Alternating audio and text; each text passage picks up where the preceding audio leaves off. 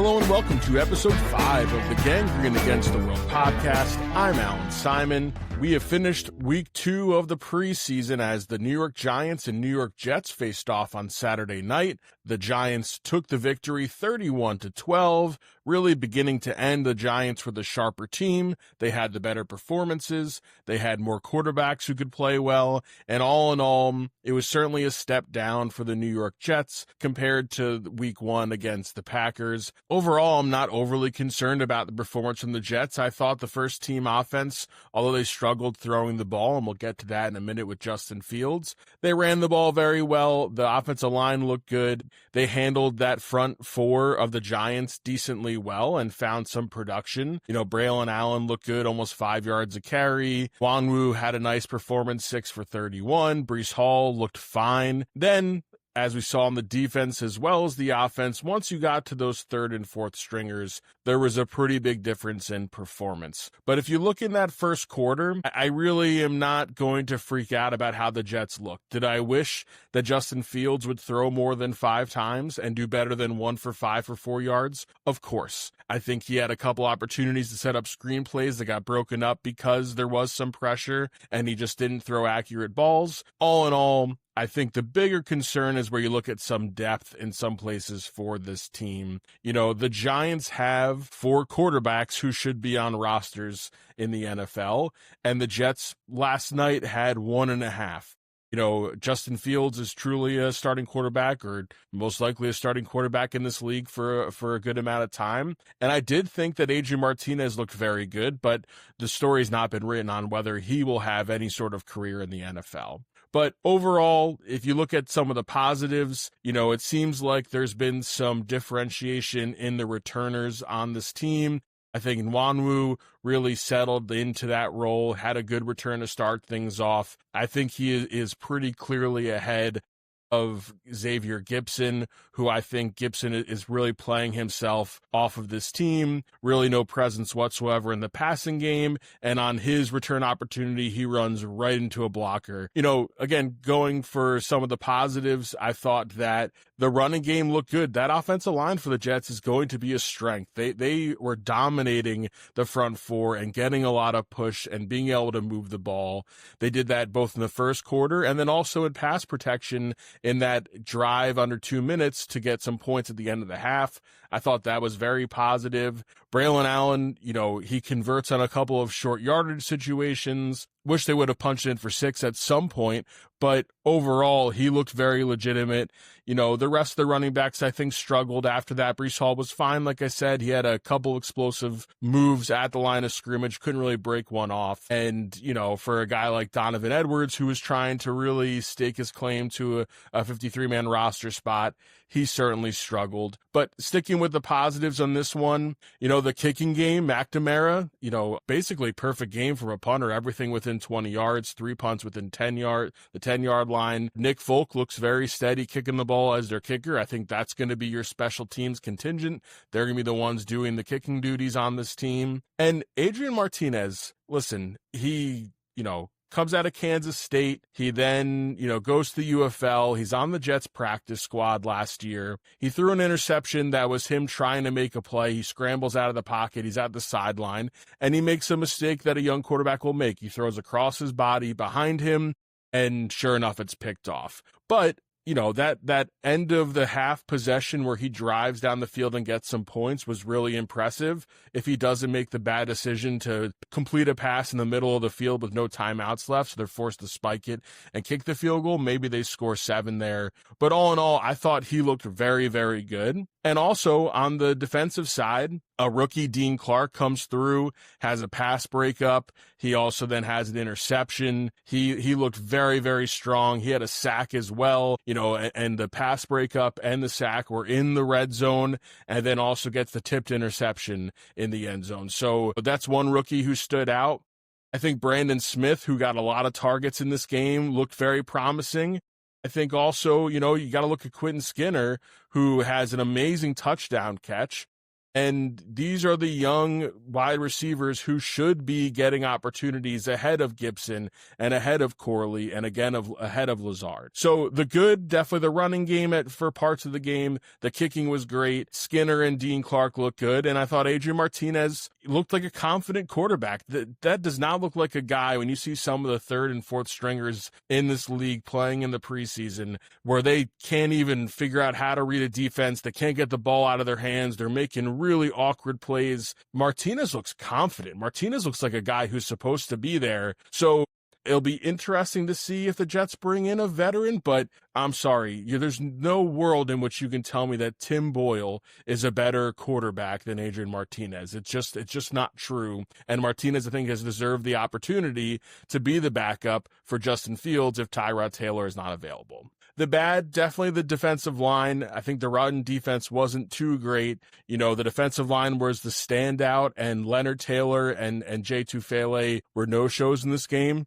Their presence was not really felt at all. The running game for the Giants averaged just under 4 yards per carry, but they did have 3 rushing touchdowns, all, within short yardage. But they let a couple of big plays from Tyrone Tracy happen, but also there were some screen passes that broke out for big yardage because the defensive line wasn't getting to the point of attack very well. And they also didn't really put any pressure on the team. They did have 2 sacks on the day, but Jackson Dart has almost a perfect game, 14 of 16 for 137 yards. Winston throws for 110 on only 6 completions. Russell Wilson has a huge pass for 80 yards to Bo Collins over Cisco's head, and, that sets up a scoring opportunity.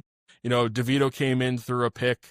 That wasn't fully his fault, but overall, the defensive line did not get much pressure. They did not really make their presence known. And I think it was disappointing when they could have had an opportunity to really stake their claim to these starting positions to, could Tufele be the defensive tackle who plays next to Quinnen Williams week 1?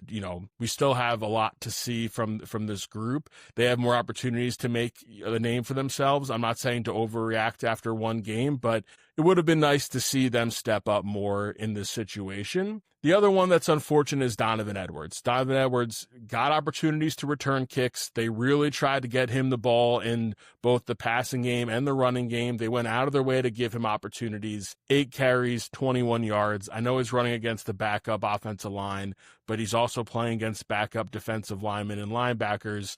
Did not have much of an opportunity to shine there. He did have 1 catch for 7 yards, but his return game looked really weak, and he's still learning. He's still getting reps. I'm not saying he's definitely not going to make the team, but this definitely took a big hit for his opportunity to make the team. Now, here's where I think the real concern could be for this Jets team. And listen, we've been saying it over and over. If this Jets team is going to win 9-10 games and, really surprise the league, it's going to happen because they're a top running team in the league. They've made it very clear. They ran the ball 40 times in the first game. They ran the ball 33 times in the second preseason game. When most teams are airing it out and trying to get their pass offense lined up, they have shown top to bottom on the depth chart, they're going to try to run the ball.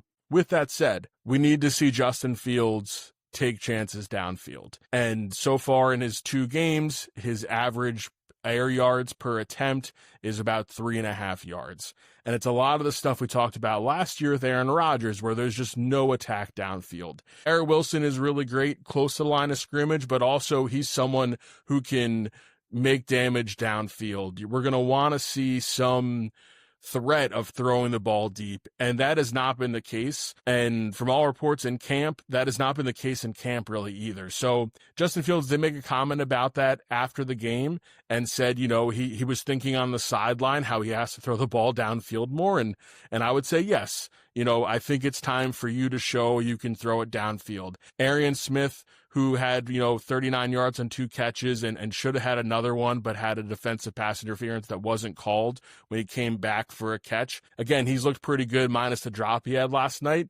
he's a speedster. He's a deep threat. He could take the top off of a defense, but you have to show that you're willing to make those types of passes. What's going to happen in the NFL very quickly is they're going to get a read on Fields that, hey, he's only going to scramble or dump the ball off or do quick slants. He's going to throw some screen passes. Great. We're going to pack the box, 8 men in the box. We're not going to give you an opportunity to run the ball. And then, you're going to be forced to do things that maybe you're not comfortable with because you haven't been trying it out in the preseason or in practice. So that was the ugliest part of the game for me. I'm not saying Fields was terrible.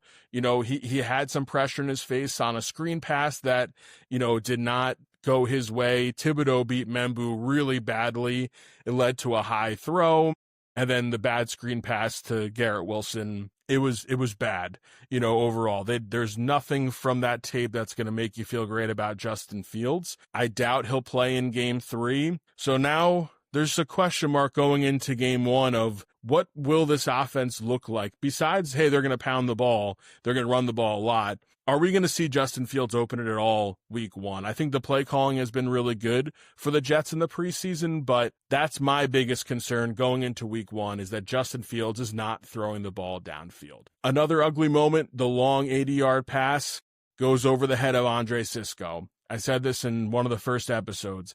Sisco is a high-risk, high-reward safety. It's why the safety playing next to him needs to be someone who's a sure tackler. He's supposed to be protecting the middle of the field. He creeps way too far over because it's a slow-developing playoff play action, and then he's got a guy running behind him. He does make the tackle, but only after he was beat.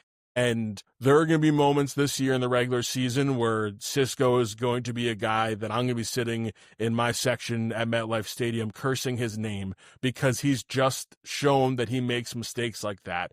Now, he'll make big plays. He can attack at the line of scrimmage. He's going to go up and make an interception. He's a threat on defense, but you're going to have to live with these types of plays. Another defensive player who was really unfortunate to watch was Zaire Barnes. He should not be looking like a third, fourth stringer on this team. He got pushed around on that one pass that led to an almost touchdown, in the second half. He then misses a play that leads to a touchdown. It was a really poor performance for Zaire Barnes. I was pretty surprised to see him look, just so slow. So yeah, that was a real problem. And to me, those were the two ugliest parts, the pass offense, the pass defense. And again, the Giants, for some reason, have crazy depth at quarterback. There's rumors now that Jameis Winston might be traded because it looks like Dart can certainly be the backup for the Giants this year. And they already have Tommy DeVito. There's no reason why you should have 4 quarterbacks on your team that can play, and putting DeVito on the practice squad is really a waste of him. He's shown he can step up and be a third stringer. But with that said, that led to maybe some of the mishaps on the third and fourth string defense for the Jets because they're playing more quality quarterback play than they're used to playing in the preseason. That just tells you they're not ready to play in the regular season at all. So yeah, so that was the good, the bad, the ugly from this game against the Giants. Some other things of note, Brandon Smith, like I said, got a lot of good looks. He got a lot of targets. I think it needs to be a situation where Smith and Skinner and Pritchett have an opportunity to make this team. And Malachi Corley's done. Again, another no-show from him. Corley should not be on this roster. He was a 3rd-round pick, and he's been a waste. And it's a shame, but you can't carry dead weight like that on the team. Gibson, has not done enough to become the returner on this team, and he gives you nothing on offense. And Lazard may start, on injured reserve, which would buy them a little bit of time. But if he's healthy enough to play, then you either got to move him or you got to cut him, because he would just be taking up a spot where these other young players who might break out and be something would be clogged up behind him. If the Jets are going to carry 7 wide receivers, should Lazard, Gibson, and Corley be on this team? Absolutely not. And the one thing I didn't mention yet that might have been the play of the whole entire game and is now getting a lot of extra life on Jets Twitter, Abdul Carter, who is a beast. That guy is going to step in right away and likely be a premier pass rusher. But in New York in particular, you need to have a thicker skin. For him to come out and complain that he didn't actually get hit really hard by Stone Smart and, Stone Smart upended him on a chip block. And if you haven't seen it for some reason, go ahead and watch the film. He gets totaled by Stone Smart. And then he comes out and his exact tweet might be the only highlight of the Jets all season, arrow pointing down to the video that was put out by the NFL. And we put BTA, I'm pretty sure he's saying that he whooped the Jets. Weak blank chip ate that MF like barbecue. I don't know if you normally eat barbecue with your back on the ground like that, but that does not look someone who ate a block. And the big picture is, first off, you're talking trash between the Jets and Giants, two of the worst franchises of the last 10 years. The Giants are coming off their worst season of all time. Hey, by the way, the last time the Giants beat the Jets, Barack Obama was still in office. So for you to try to talk trash off of a preseason game like this, only because you're going viral for getting blocked so hard, that just shows you've got really thin skin. But in the NFL today, unless you have really strong leadership or a really great coach, guys like Carter aren't going to stop doing that. It's just going to happen. And listen, the Jets have had their own tweets this offseason, Breece Hall's cryptic tweets, and Sauce Gardner's very famously gotten himself in trouble online. But, Abdul Carter with a real Streisand effect tweet by taking a play that went a little viral because he got hit hard. I saw Barstool tweet it out like you can't ask Lawrence Taylor for his number if you're going to get hit like this. But with the Streisand effect, as we know, you then bring more light to it and try to defend it or try to play it off as not something that's big, and then you're going to go viral on Twitter even more. And Jets Twitter, we're a sassy bunch, and we're not going to let much slip by us. And I think Abdul Carter's learning the hard way that maybe don't come out a team fan base on Twitter in week 2 of the preseason when your team won 3 last year. So looking forward, another week of practice. The Jets play the defending champion Eagles on Friday at MetLife Stadium. It's the Jets' only home preseason game before they open week 1 and 2 at home at MetLife Stadium. Do not expect to see a lot of starters in that game, but it is the last chance for folks trying to make the 53-man roster to stake their claim to the team. So overall, it'll be a noisy week, I would expect, based on how Justin Fields looked and how the offense looked. I think you're going to see some complaints from Jets fans. I can expect the Jets media to really get into it this week as they look to see how the starters look in practice. But we only have one more dress rehearsal before we really start things, and that is, as we know, week 1, MetLife Stadium, Aaron Rodgers, and the Pittsburgh Steelers coming to town. We're getting real close. I'm getting very excited about it. This has been episode 5 of the Gangrene Against the World podcast. I'm Allan Simon. Thank you so much for listening.